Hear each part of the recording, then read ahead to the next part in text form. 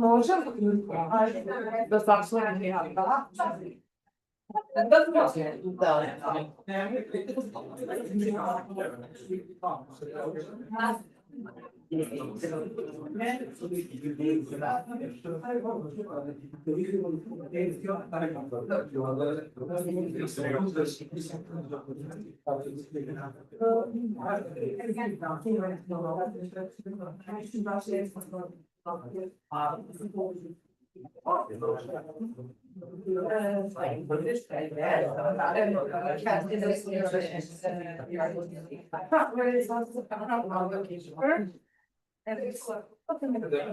Yes, yes, thank you.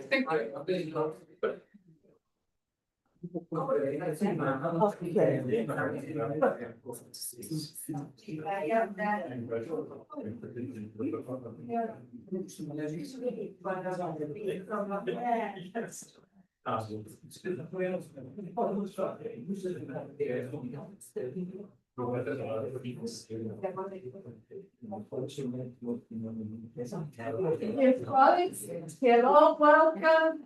This is our fourth meeting and we are very happy to see you all here again. And we hope we will have a really nice 2 days with discussions about anthropology and pottery. And for now, I would like to ask our Vice Dean for scientific research to give us few words on behalf of Faculty of Philosophy. Please. Good morning, everyone. It's really a great pleasure and honor to welcome you on behalf of the management of the Faculty of Philosophy, University of Belgrade. We are the oldest faculty of this university, and we gather 10 departments that explore different disciplines in social sciences and humanities. So we're very proud of that diversity. And we are also very proud of the number of different activities, projects, and events that we organize every year.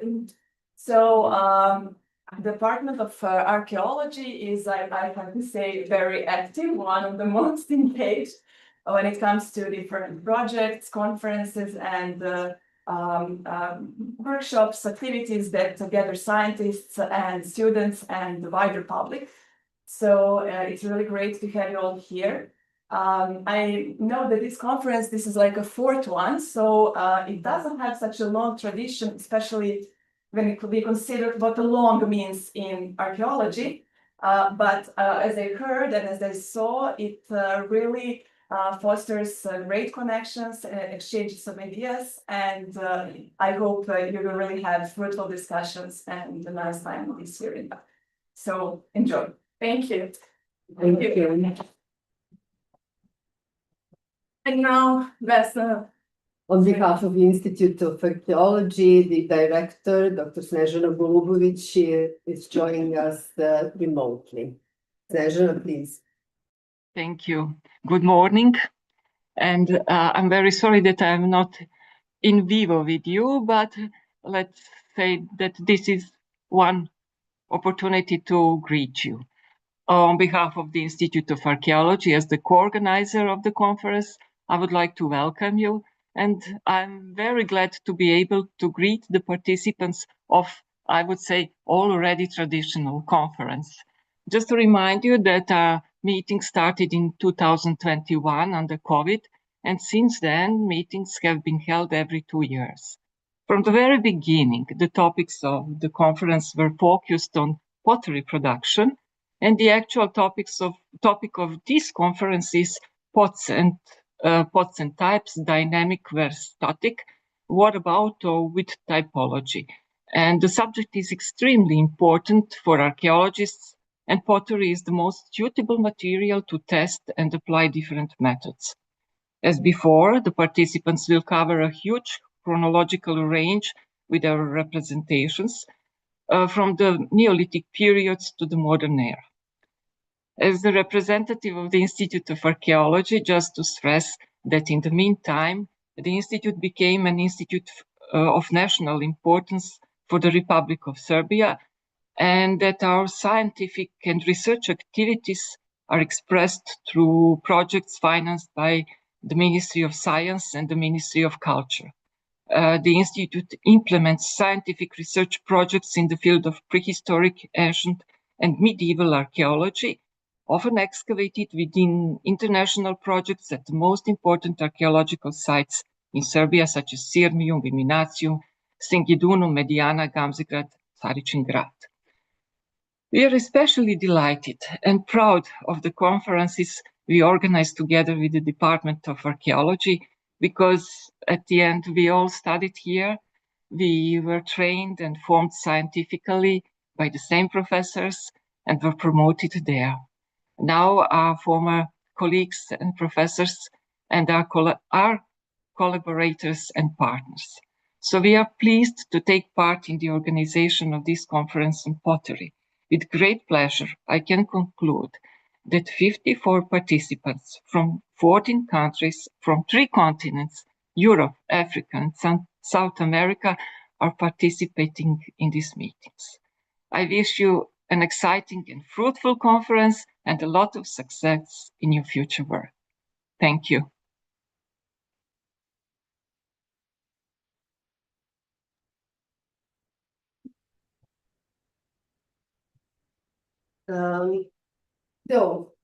Before we begin today's sessions, we have a short announcement.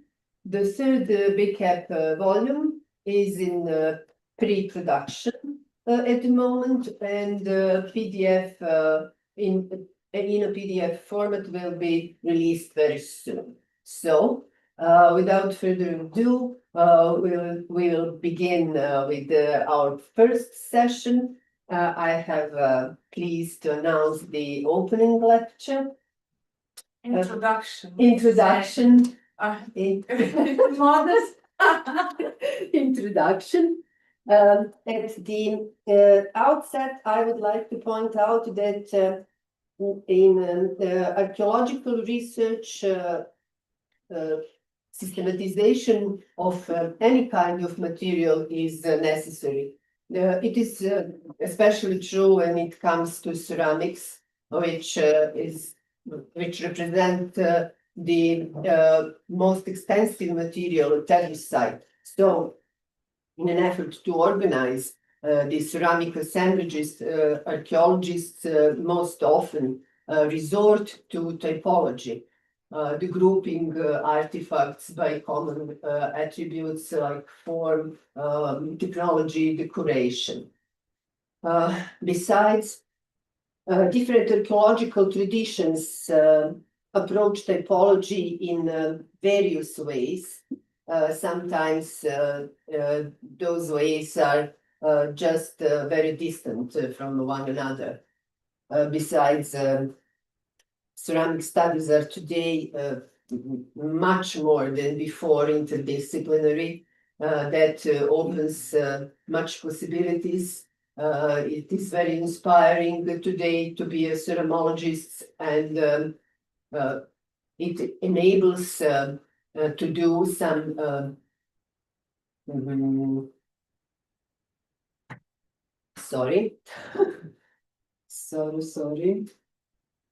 breakthroughs to systematization of pottery vessels, among other things. So, what with typology then?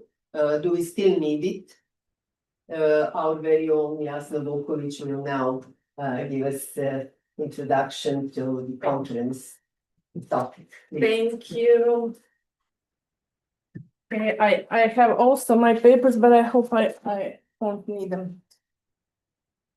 So yes, the typology. Of course, this is an old topic and also a new one.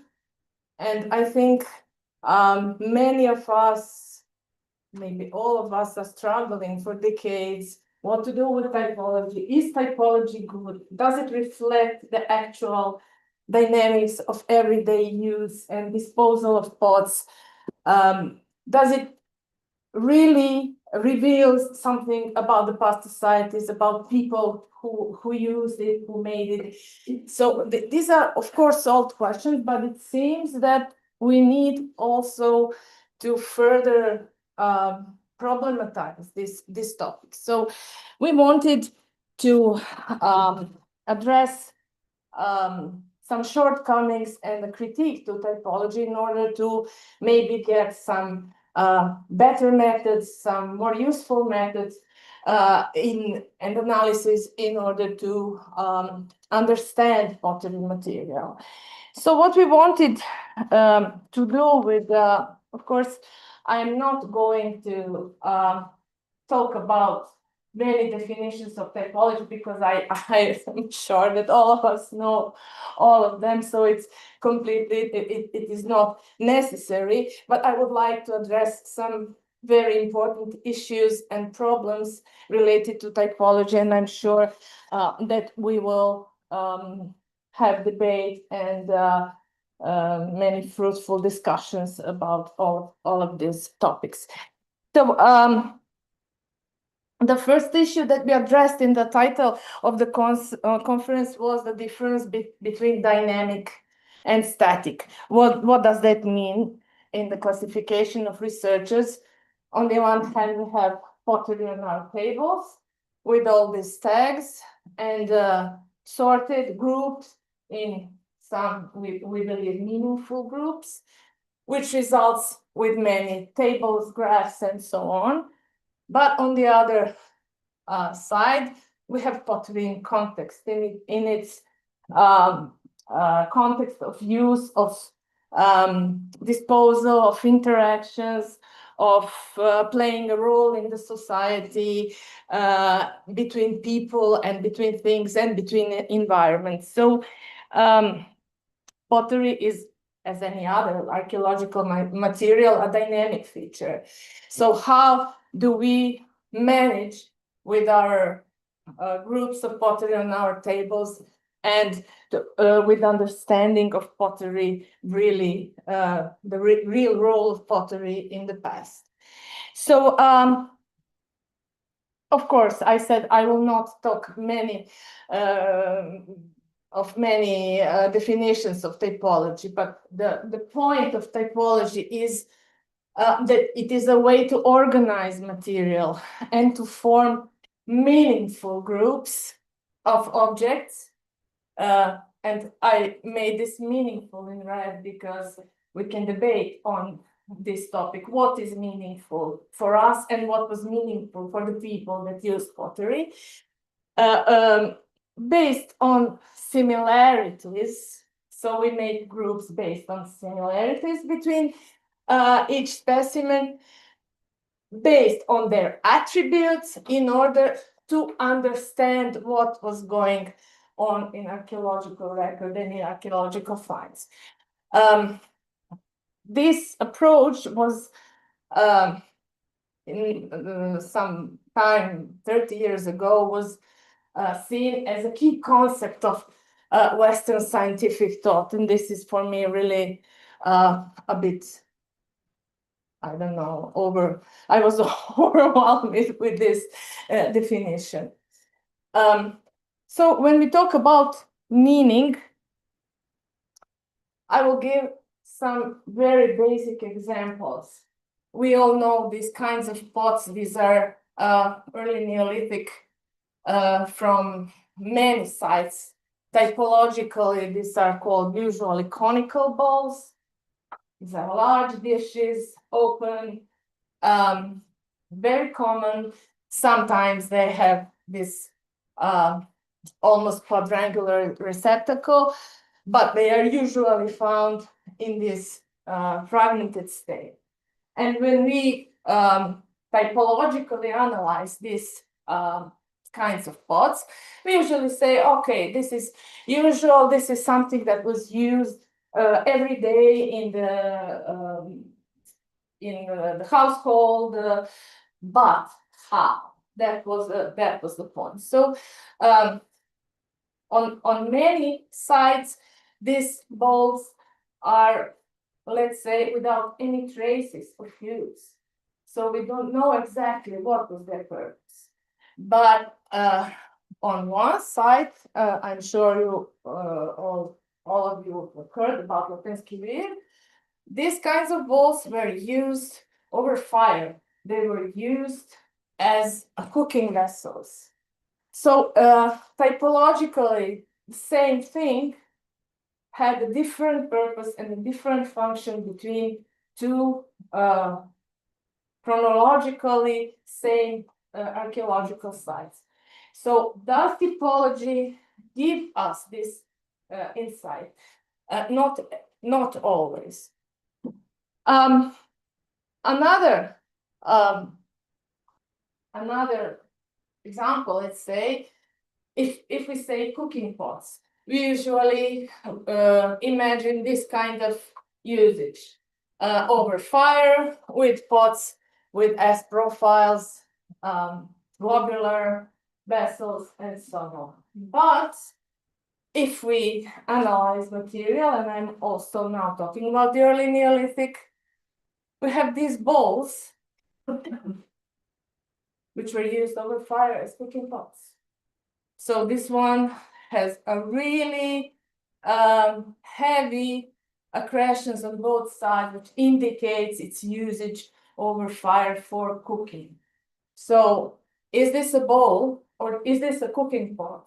What would typologists tell us about this specimen? It is very obvious.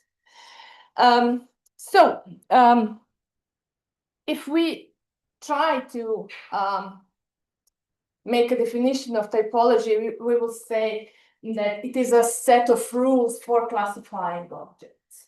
So it is very simple definition.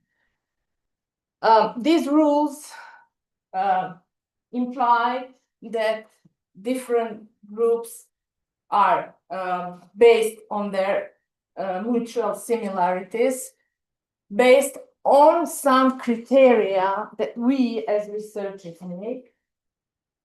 And at the end, all of these criteria are ranked. There is a hierarchy between them. So it is not always equally important.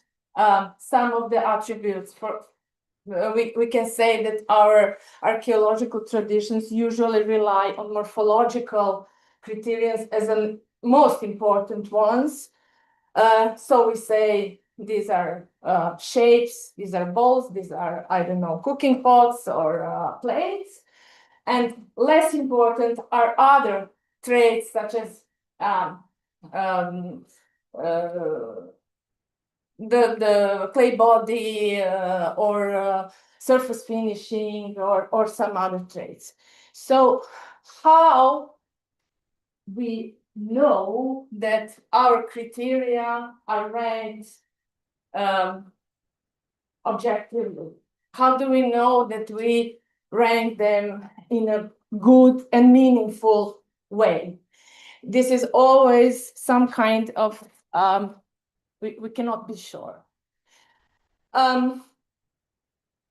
Another very interesting, I would say, aspect regarding the similarity is what do we do with dissimilarities?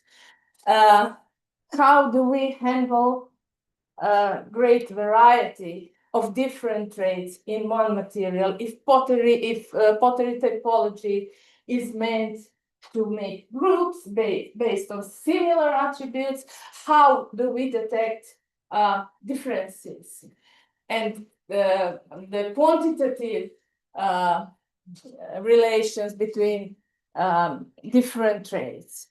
And I will also show just two examples. This one, maybe it is not a good picture, but this is a typical shape for late Neolithic Vinca culture, but it is made technologically in early Neolithic technology with fabric, with chaff, with slip surfaces in a bright red color.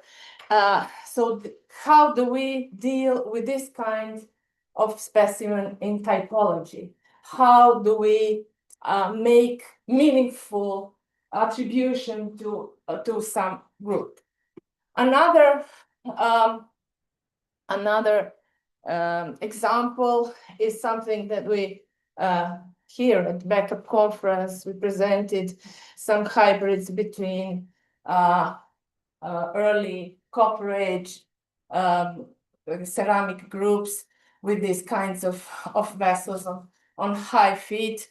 But we had this one with a specific ornament, with a specific decoration in form of inside hanging triangle, which is absolutely not common for this cultural trait. So it seems that people with different ceramic traditions and different cultural traditions somehow interacted. And it was the result that we as archaeologists can see is their hybrid feature in pottery. So how would typology deal with this? Of course, we are always thinking about different things. I talked about dynamic versus static aspects of pottery. This is this artificial intelligence drawing is one of my favorite because it really has a point. We have many graphs, we have many tables, we have databases, many attributes, many metric parameters. All of that was really recorded and written down, but do we actually see this based on our attributes? So are typologies natural? What do they reflect? Of course, this is a ongoing debate, I think, for 40 or maybe 50 years, from 70s until now. So-called typological debate is ongoing, and many scholars were discussing, are the typology a real thing or something that is a construct of a researcher? And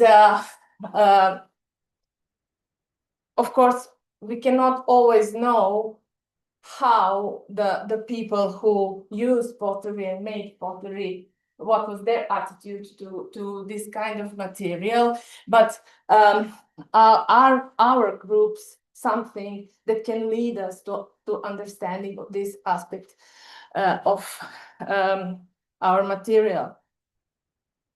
And of course, I must say, and I'm sure that many of us are very aware of this thing, and I'm not first who talked about this, that many researchers see typology as a kind of how will I say, metaphysical knowledge, something that is a kind of I would say rite of passage from an amateur to a professional archaeologist, and that that there is no other people who will understand material as good as we in our state of mature archaeologists who can deal with typology.